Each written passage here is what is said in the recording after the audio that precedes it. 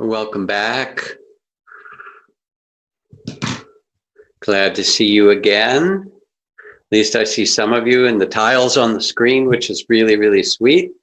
See these smiling faces. And so now I'd like to do some teaching and really focus on a peaceful and loving heart. And as I do, I'd like you to take it as a meditation practice, if you will, or as a reminder. You listen, there won't be a quiz at the end, but you let yourself listen somehow to sense what's true for you. And if it reminds you of something that's important, that's of value, a beautiful thing, or something that you want to reflect upon, receive that. And if something doesn't seem like it's right to you, let it go. But let it be a kind of contemplative listening. Now, I started with the practice of equanimity tonight, and I need to say a tiny bit more about it, that the practice and the understanding of equanimity is not to avoid conflict or to avoid change. Rather, it is finding a balance in the midst of it.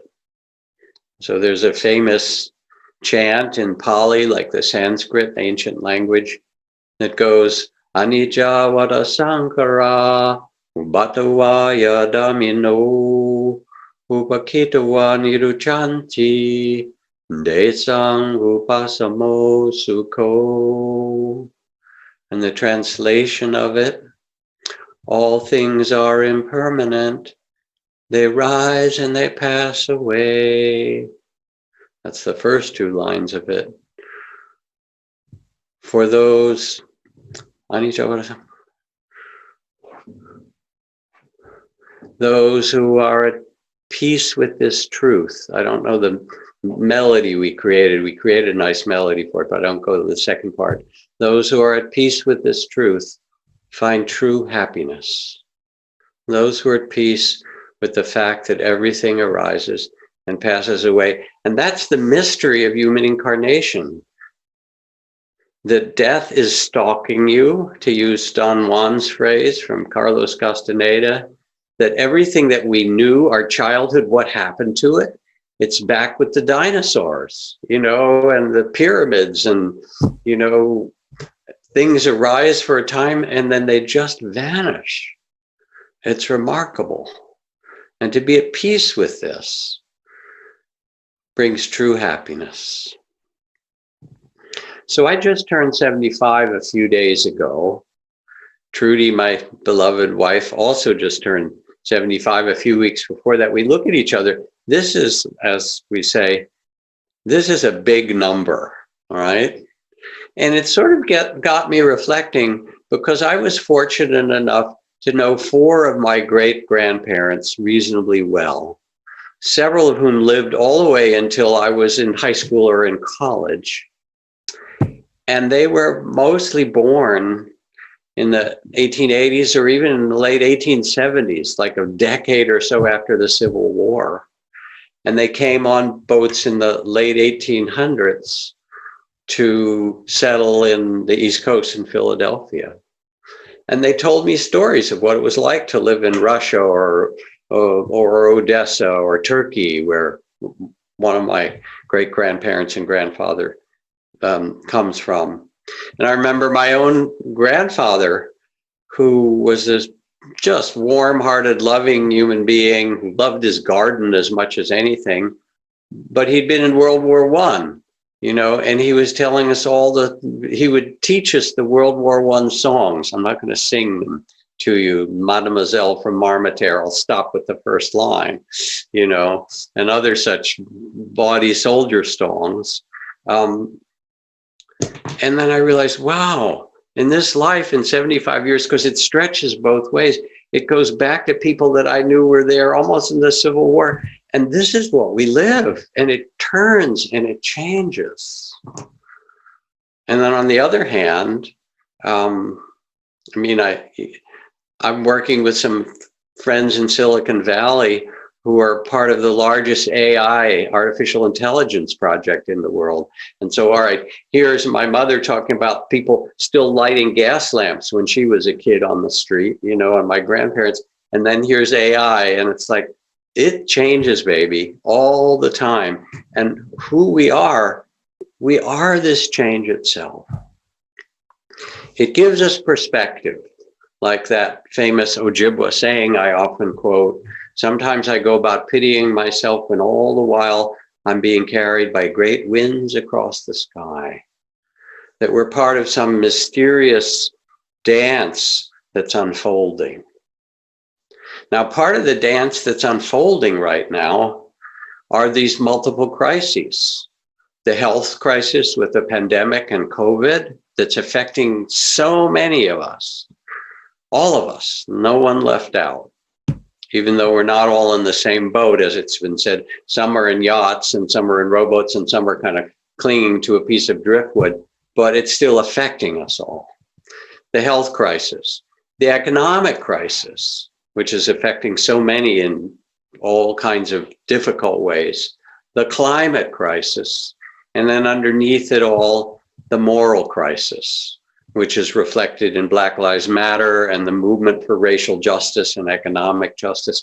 And all these are happening at the same time. How do we practice in the midst of them all? I think of the years that I lived at Ajahn Chah's Forest Monastery, which was on the edge of Thailand, near the border of Laos and Cambodia, in a province that bordered both Laos and Cambodia. And I remember living there, and a friend came to visit after I'd been a monk there for a while. He was part of the Quakers International Group that had been sent to Vietnam and Laos during the war, which is just on the other side of the river from this province, to do peace work in the middle of the battles in Laos and Vietnam. And I visited him and I spent time in those countries. And he came and he complained. He said, you all are just sitting on your butts and there's a war going on and you should be out there and making a difference. And I'd been out protesting. I certainly have. I've protested most of my life in different ways, but here I was a monk. And he said this to Ajahn Chah, and Ajahn Chah said, just stay here a bit and maybe you'll see something new, because you know how to protest, and that's fine. And after some days, all the fight and angst and the stress that he carried from being in a war zone, even as a pacifist or as a pacifist, began to slowly settle. He got quieter in some way. And he said, oh, this is really helping me. And then Ajahn Chah looked at him and he said, you know, we can see the tentacles of the war from here, because we were near an air base, so there would be bombers and jets flying overhead, soldiers coming through. He said, and there's always a war somewhere. He said, but what also was needed is a place in the midst of it all that human beings can come and remember that there's another way to live, an island of peace and sanity. And in this monastery, these hundreds of acres of jungle and forest, where the monks and nuns had been living for some years, you could drop your wallet, all your money, someone would pick it up and save it for you and give it back. You know, you could fall and be in difficulty, people would rush to help you. The level of care and ethics and virtue and beauty that you felt of a community living in harmony with respect for one another. Ajahn Chah said, the world needs to be reminded of this so that we do not forget. And he would say over and over, Tam Jai Sang Mai, can you make your heart peaceful? Now, I've been out for almost every day for weeks and weeks holding a big Black Lives Matter sign. It actually says, time for racial and economic justice, Black Lives Matter, on one of the busiest street corners, first in LA for some weeks and now for weeks here in the Bay Area. And people come by and a lot of people will honk, thumbs up, wave. Some people scowl, thumbs down, shout bad things, all lives matter, what are you doing, you know, all that. And I'm just standing there letting the traffic go by with my mask on and holding my sign. And I think of my dear friend, 𝐜𝐸𝐴𝐸, who is a West African shaman and medicine man and a kind of remarkable teacher. He has a couple of PhDs from the Sorbonne and from an American university. But most importantly, he really was raised as a shaman by the Dagara people in West Africa. And after we had worked together for a number of years with retreats for kids coming out of street gangs and all kinds of inner city work and prison work and things like that, he was called by his elders to go back and have his elders initiation. And there's a series of initiations in that Dagara people and in those communities as you go through the stages of life. In the elders initiation, when he went back, he stripped down to a little loincloth. They gave him a calabash of water. They took him to the center of the village and made an ash circle around him and said, "You may not leave this ash circle for 3 days and 3 nights on the bare earth." And then they put an ash circle around his mouth. And they said, "You may not say anything for 3 days and 3 nights."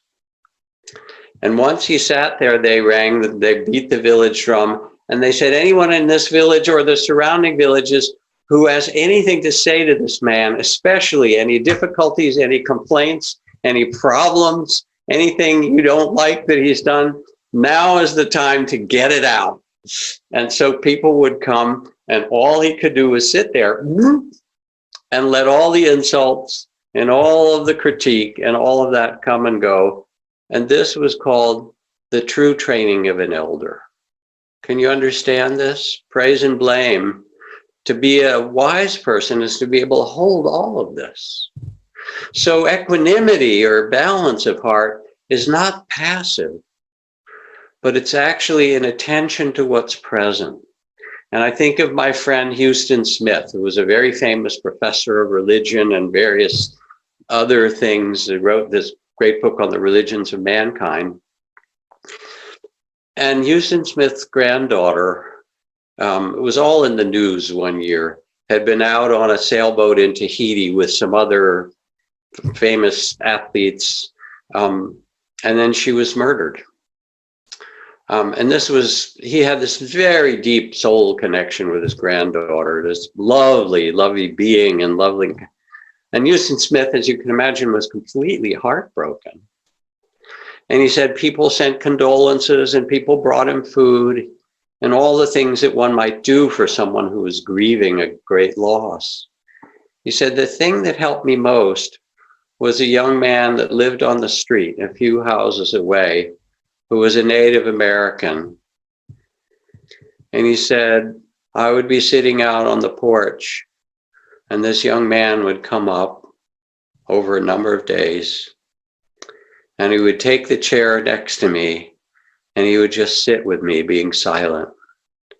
And Huston said that presence for the deep hurt that I had, that caring presence, that was the most beautiful thing that anyone gave me in this time of sorrow. So again, we're just exploring what is the peaceful heart. The near enemy, the quality that masquerades as equanimity, it's called the near enemy, is indifference. And indifference is a not caring, it's a withdrawal. It's based on fear. It's a pulling away from the world.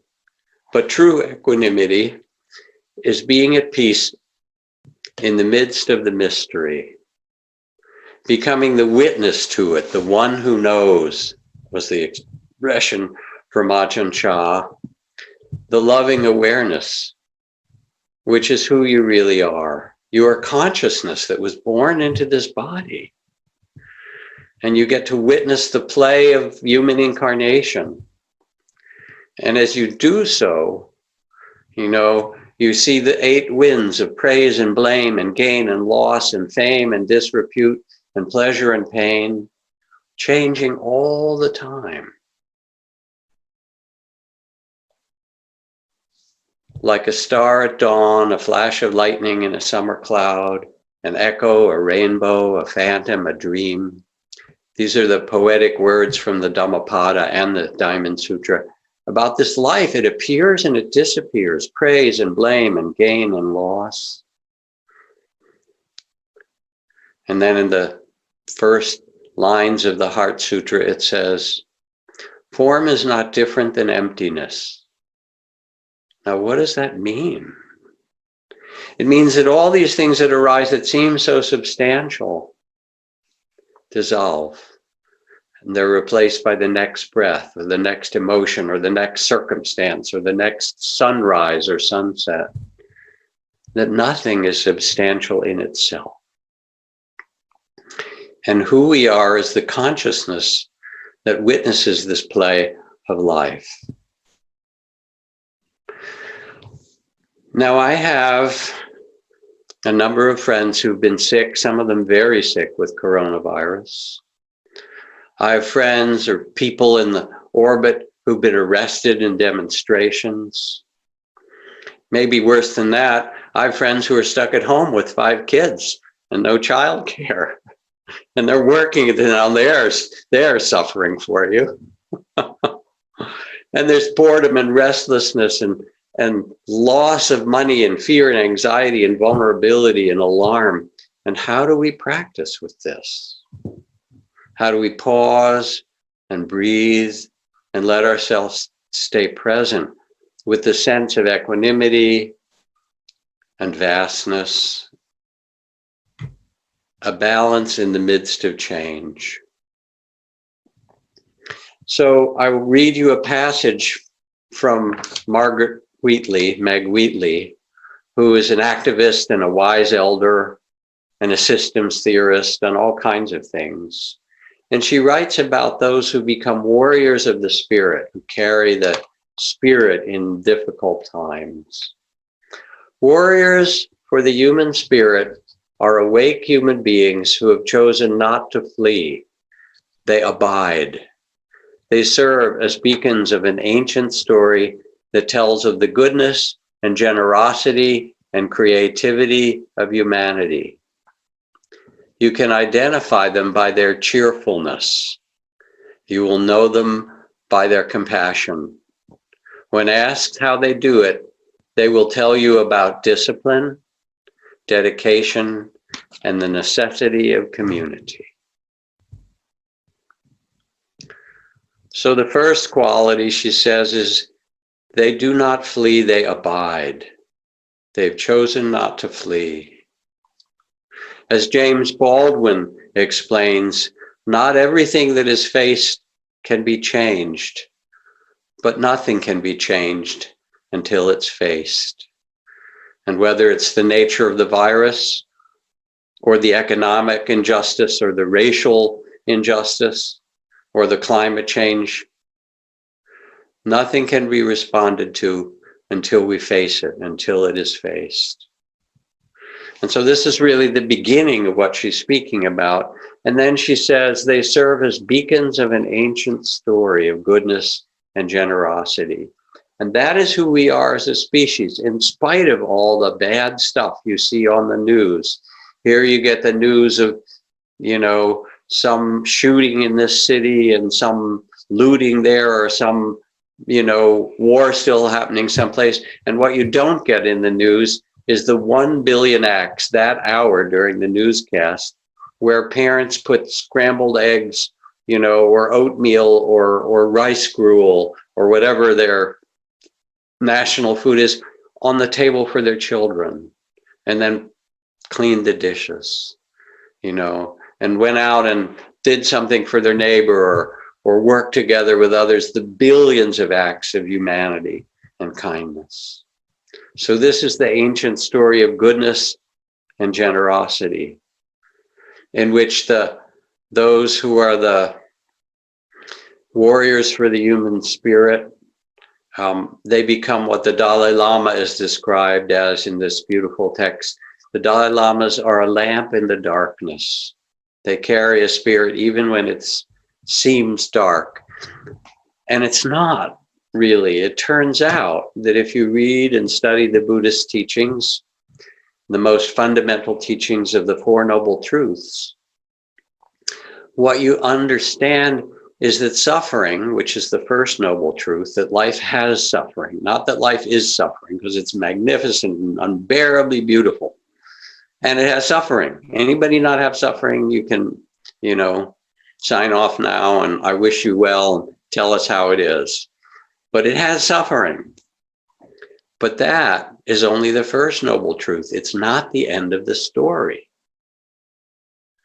There are causes for suffering among humanity: greed, hatred, ignorance, fear, prejudice. These ignorance and racism and prejudice and fear and greed, societies based on greed and fostering hatred, they will suffer. Lives based on this will bring suffering. But that's only the second noble truth. Then the third truth is that there is peace, that peace is possible.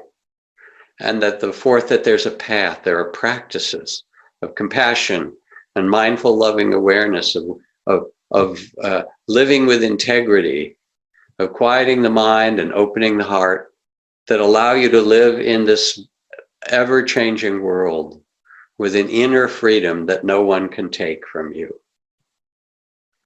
I think of my new friend and colleague, we did a bit of teaching together, 𝐤𝐤𝐿, who's a wonderful activist and filmmaker, Sikh, and a lawyer.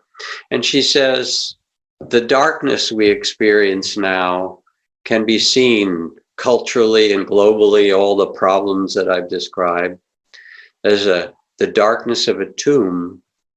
But if we turn our attention in another way, we can see it as the darkness of the womb. That in fact, we are in a birth process. And anybody who's given birth or even attended a birth, as I have, because I certainly haven't given birth in this incarnation, knows that birth is not that easy.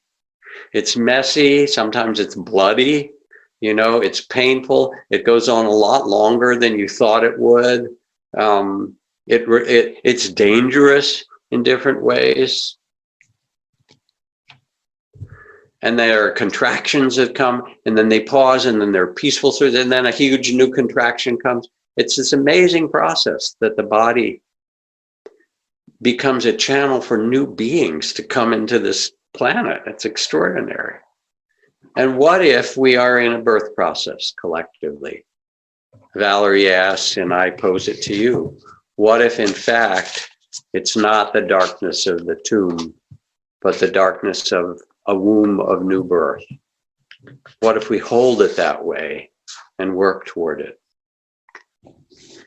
So those who carry the spirit are beacons who remind people that suffering is not the end of the story. That in fact, we've lived through pandemics and earthquakes and typhoons and, all kinds of things, and world wars and battles. And something in us knows how to be reborn, how to survive the difficulties. It's in your DNA. Your ancestors are cheering for you to say, go, baby, you know how to do this. We did it before you, and now it's your time. And that the story, that suffering is not the end of the story, but human magnificence and care for one another and the possibility of a new birth. And then she says something really remarkable. You can identify them by their cheerfulness. Now that's something to say in a time when there's so much hurt and pain in the world. And it's not to deny it all, but here's the instruction from the Buddha. He says, live in joy and love, even among those who hate. Live in joy and health, even among the sick and afflicted. Live in joy and peace, even among the troubled. Look within, quiet the mind and heart, be still, and free from fear and attachment, know the sweet joy of living in the way. So this is instructions in the time of illness and, the time of conflict, the time of difficulty, to find a joy in yourself in the midst of it all. And I remember when I first met Zen Master Thich Nhat Hanh and was kind of reading his books, and he's so remarkable. And he would talk about how when you sit and practice, you should put a half smile on your lips, you know, that little half smile of the Buddha, you should smile. And I have to say, at first I thought it was like putting one of those yellow smiley faces on top of suffering. It's like, come on, don't you have anything deeper than that? In fact, he's a very deep guy, but it's like, smile, smile. I asked him about it once, and he said, I've seen so much suffering. I have to teach joy. I have to teach joy.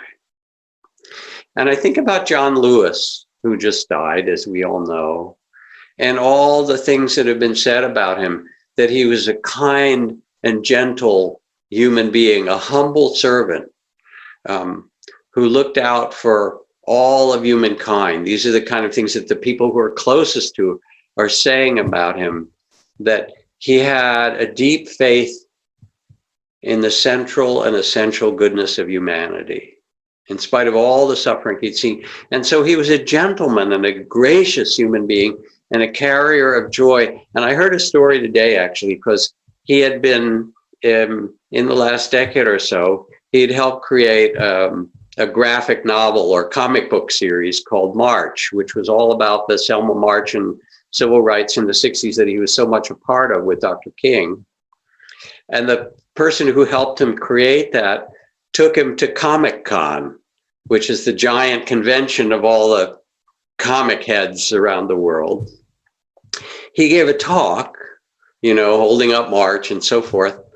And then he put on a trench coat and a backpack, and he said, in my backpack is an apple, a toothbrush, and the 2 books that I carried on my march. This is what I had with me.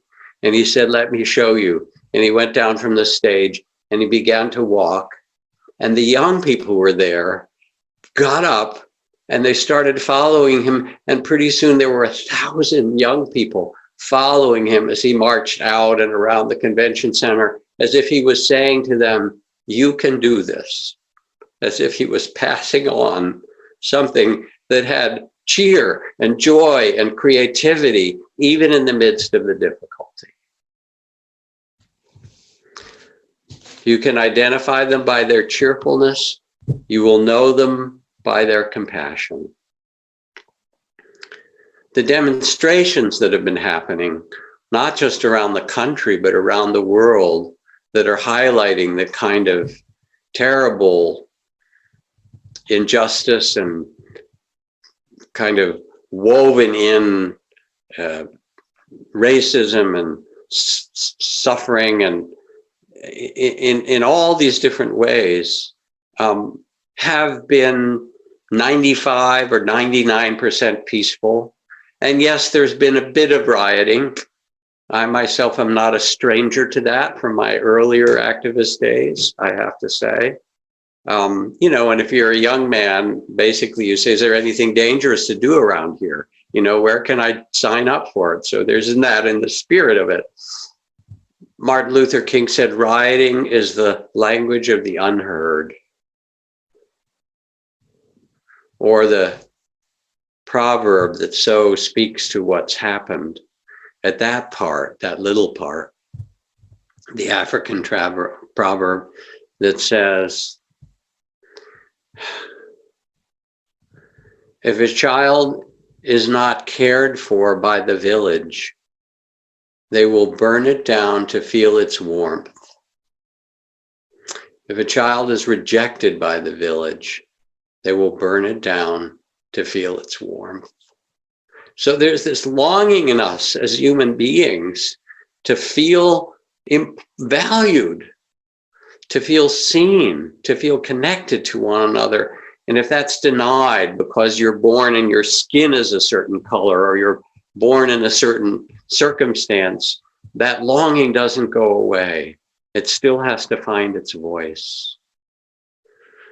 And now, black bodies, brown bodies, you know, BIPOC bodies, nations are being presented with the bill of what has been ignored,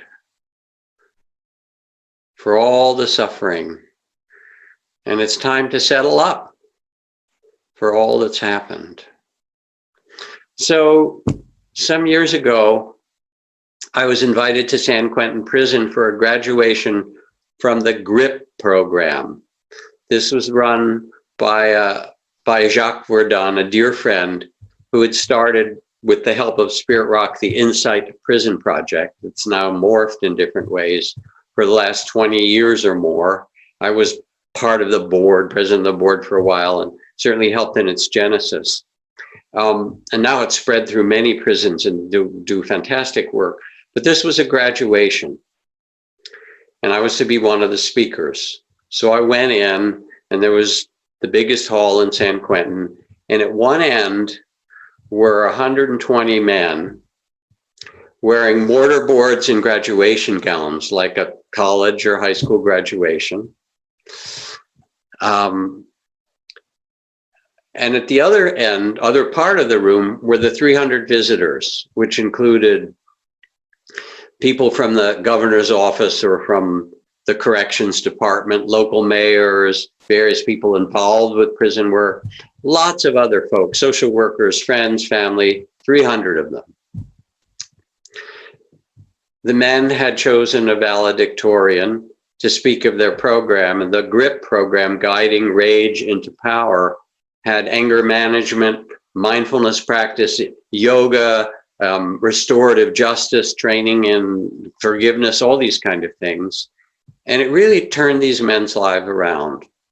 So they appointed their valedictorian, who gave a beautiful little talk about them, and then said, we have things that we need to say to you. And they all stood up. And first they read a pledge that they had been violent men, and that they pledged, now they had learned, that they would never again use violence to solve a conflict or a situation or difficulty in the world. They offered this pledge. And then following that, they made a deep apology to all the suffering they'd caused, to all the people, the families, the community, those who had suffered in some way from the acts, the families of others, even their own families, and everyone in the room. And then I was asked to give a little talk, which I did, about beginning again, that it's never too late to start over and to begin again, beginner's mind, kind of birth of a new life. And then my good friend and compadre Luis Rodriguez, who is a great Latino poet, was supposed to read a poem. And Luis and I had done a lot of work in different years in prisons and with kids in gangs and all kinds of other stuff.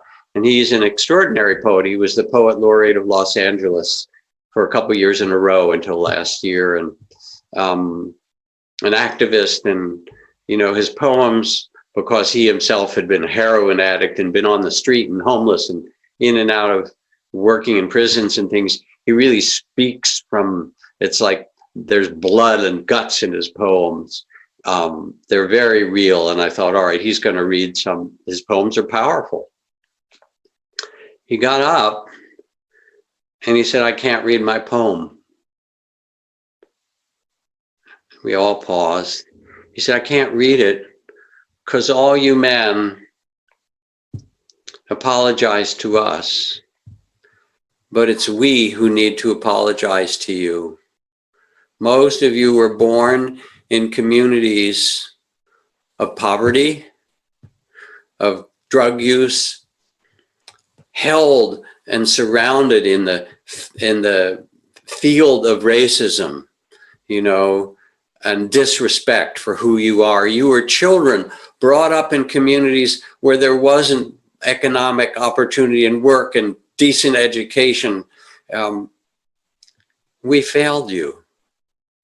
And it's we who need to offer you an apology. And when he finished saying that, the room got silent. No one could speak because they knew he was telling another piece of the truth that needed to be voiced. So this is really the heart of compassion that can look and see those who've suffered and also those who are causing suffering out of their ignorance, all of them, and hold them in the great heart of compassion. Then she says, you can identify them by their cheerfulness, you can know them by their compassion. When asked how they do it, they will tell you about discipline, dedication, and the necessity of community. Discipline. For almost everyone in this COVID time, one of the most important things to learn is a kind of routine for your life. It gets chaotic if there you are and you don't have a routine. You know, I mean, I think about it, how to make a schedule that takes time for silence for yourself, that takes time for meditation. And I've been working with first responders. I've been doing all kinds of teaching, but I was working with groups of first responders, including my daughter's organization, Oasis Legal Services, which gets asylum for people whose lives are in danger from around the world. And they're the first people often that these folks who are seeking asylum will ever have told their whole story to, about what it's like to be a gay guy, an African man, a gay guy in Uganda, and know that if anyone finds out, you're likely to be stoned to death.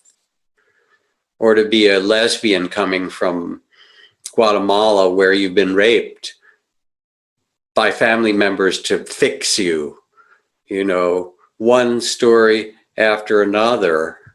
Or a transgender person who came from Saudi Arabia, if you can imagine that, you know.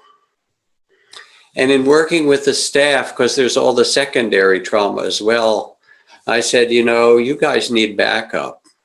I said, I don't know what you believe in, but in every one of your offices, you should make a little altar, you know, and maybe you put on Guadalupe or Maria, or maybe you put Buddha or Kuan Yin, the goddess of infinite compassion. Maybe you put Kali on there because you need her fierceness, you know.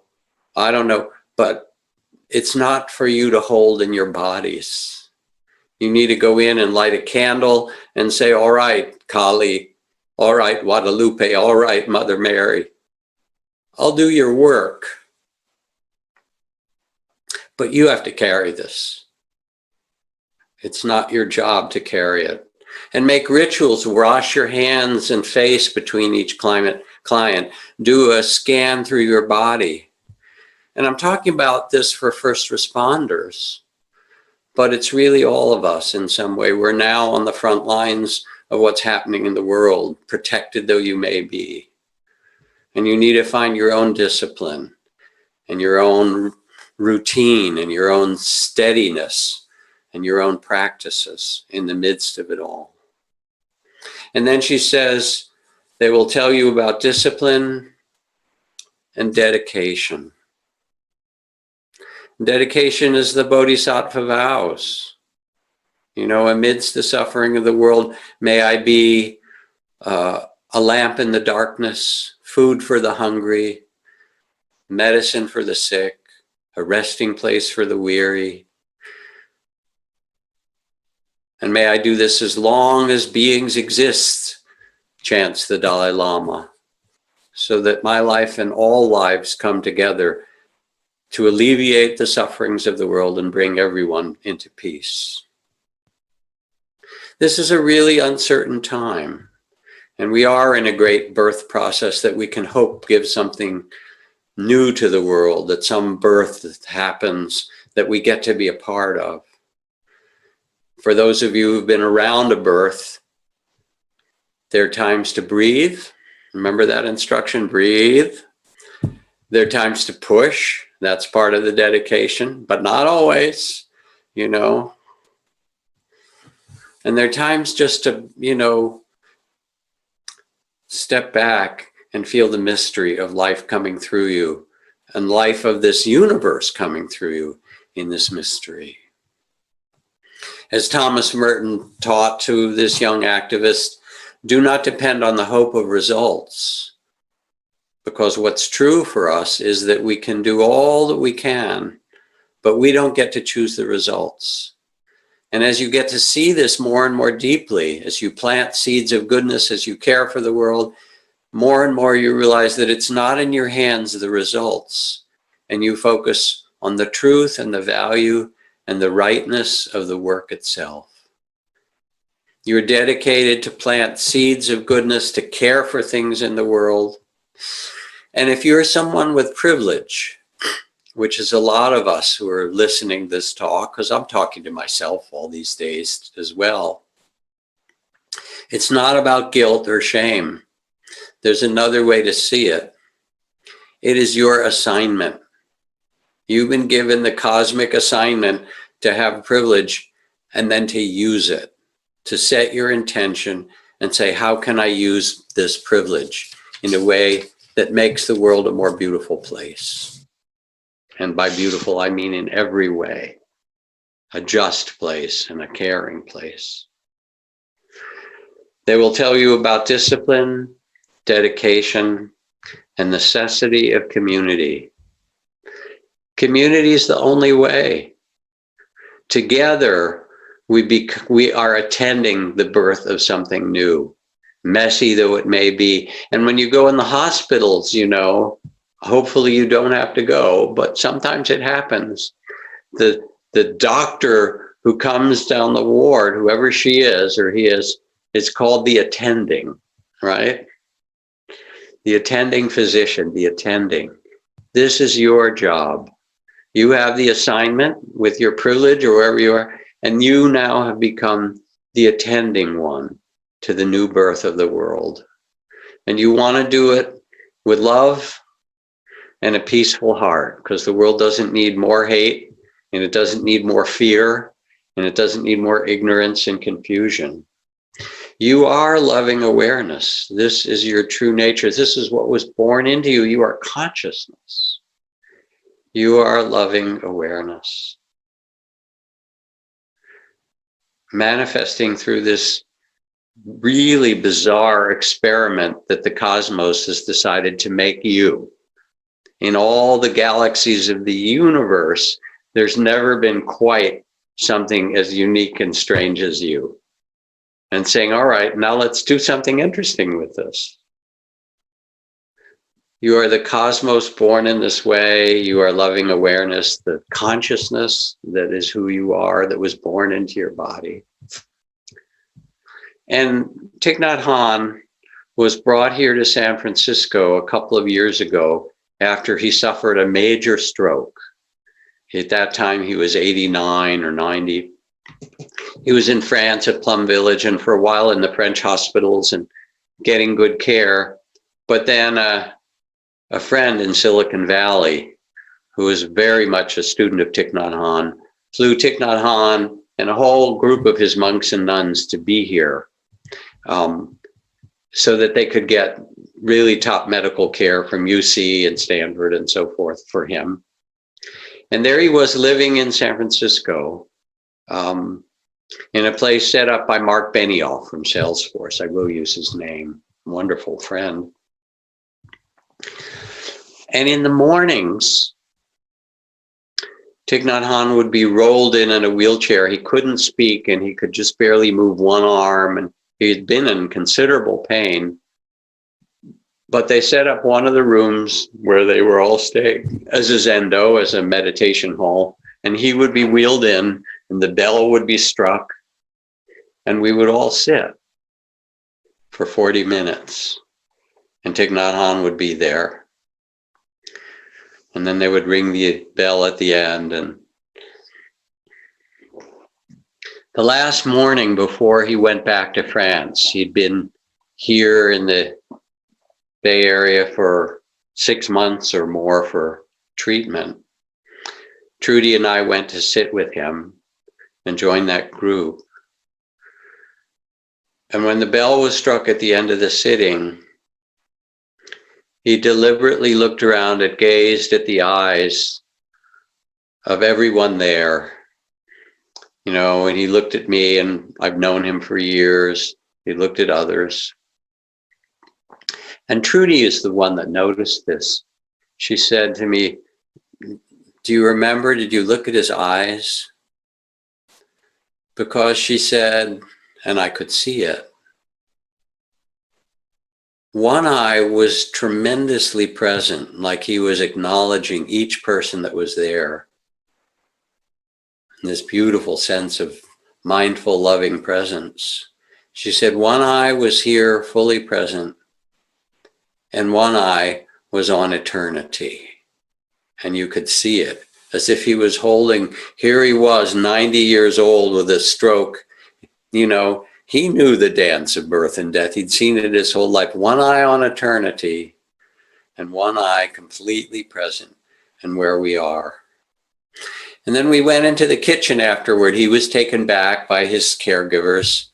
And I was sitting with Sister 𝐜𝐭, who is the kind of female counterpart and leader in his community for years and years. And we were talking about how there was a big retreat happening down at Deer Park in Southern California that very week. And I said, well, because Thich Nhat Hanh had this terrible stroke and won't be there, are people coming anyway? And she said, oh yeah, 600 people are arriving today. And then she paused and she said, he taught us that we are him and he is us. That the community itself is really the carrier of the Dharma.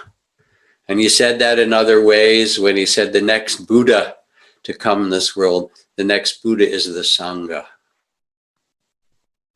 He taught us that we are him and he is us.